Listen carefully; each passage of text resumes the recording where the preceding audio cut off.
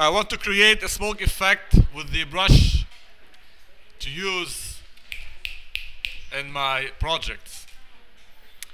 Everybody, if I click on the brush tool and then select the brush, we have several brushes that we can use, but I want to create my own. So I'm going to select a soft brush to start with, and I'll do that. I'll do my work.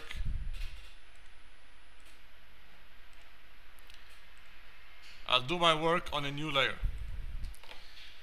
I'll reduce the opacity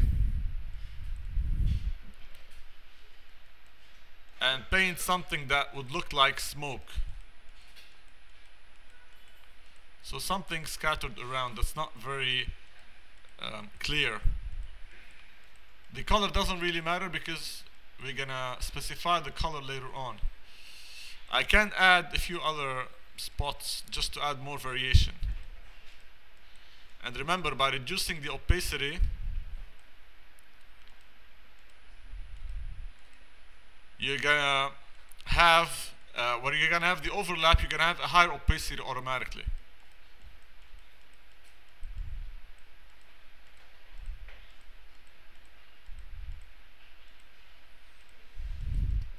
It shouldn't be too uniform.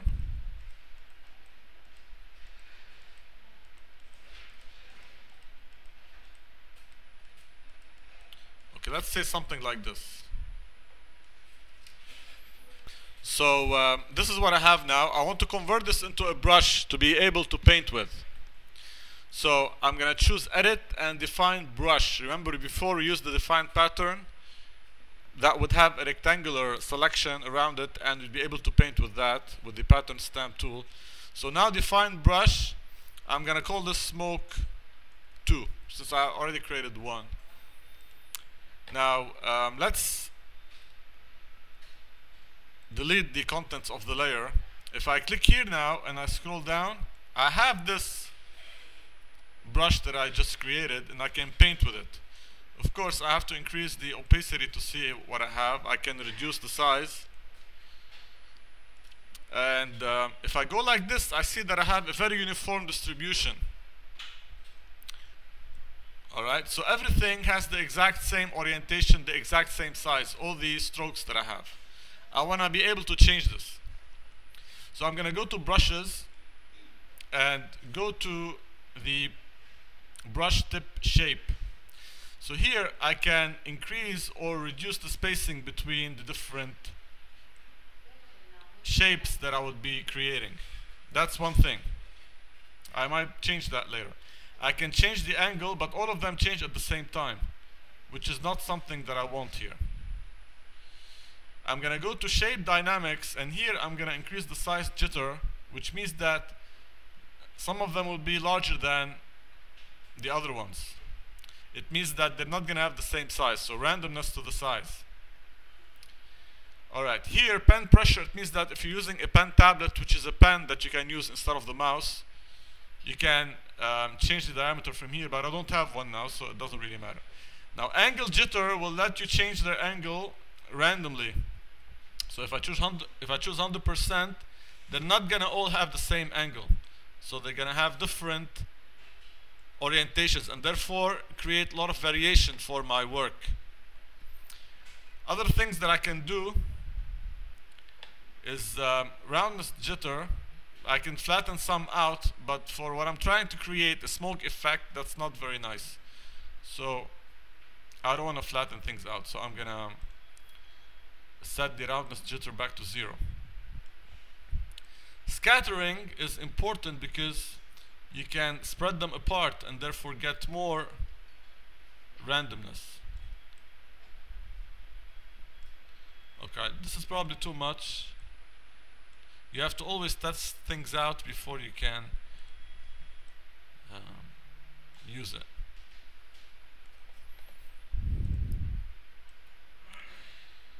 Alright, something like this. Now the count, I can reduce the count to make it really light, or increase the count to make it more dense.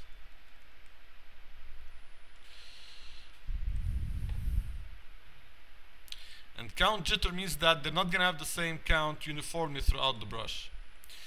Okay, other things I can do is go to other dynamics and change the opacity jitter, which means that some parts will have high opacity and other parts will have low opacity.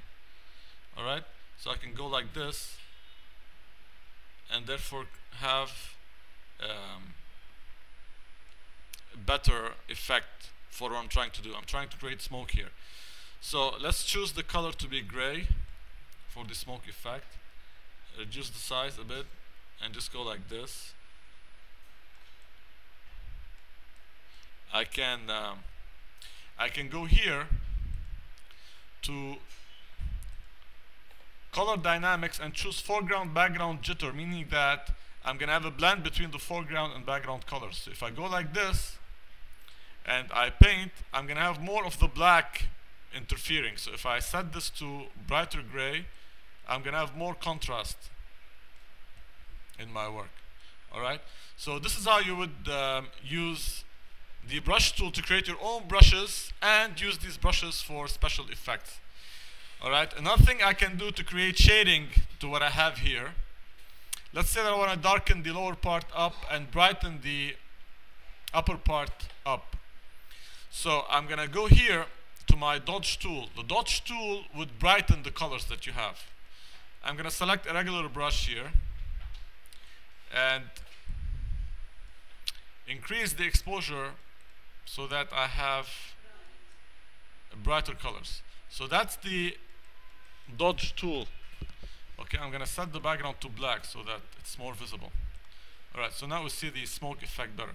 So now this part is brighter, and if I go down to my burn tool, I'm gonna actually make it darker. So I would do this and increase the exposure. I'm gonna do this from here. Alright, so what this will do is create a very nice smoke effect for you, and it also have shadowing because what we just did. Remember, the dodge is to brighten. It doesn't have to be very uniform. It can be bright and dark along the same lines, and darken from here.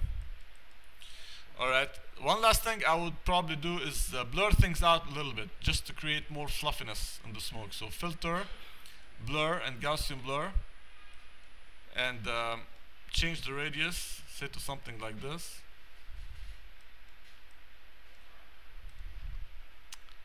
Alright, now let's say that I don't really like the blur all that much. I want to fade out the opacity of the blur or any other filter that you create. You go to edit and fade Gaussian blur. So now you can change the opacity of the blurring. If you set it to 0, it goes away. If you increase that, so you can control how much blurring you want to add, and you can change the blending mode, and I always do that to see the effects that I get. In this case, I'll leave it set to normal. One last thing I want to do is make the tip burning. I want to give it a burning effect. So for that, I'm going to duplicate the layer. Let's call it, let's say, smoke tip. Here. I'm going to use my lasso tool to make some selections like this.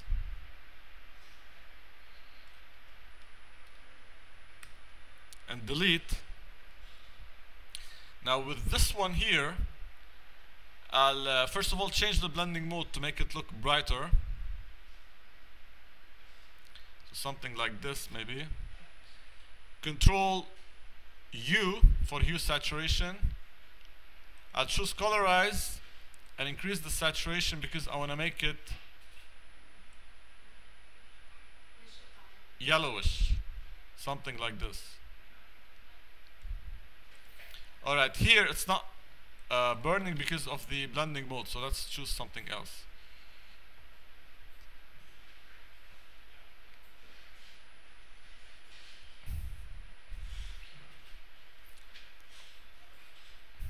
Okay, let's say screen. I'll go to, again, filter, blur, and Gaussian blur because I want to blur this out. I'll duplicate this layer because that would give me more brightness, and again change the blending mode until it's the proper effect. And then let's say that I like this one, I would go and dodge, and that will actually brighten the color up.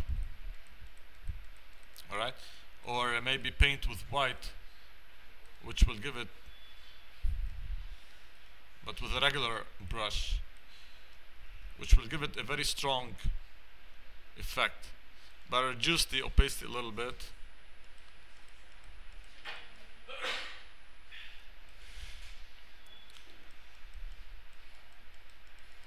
Of course, I need to have here a burning object. I'll sample the yellow color and paint with that.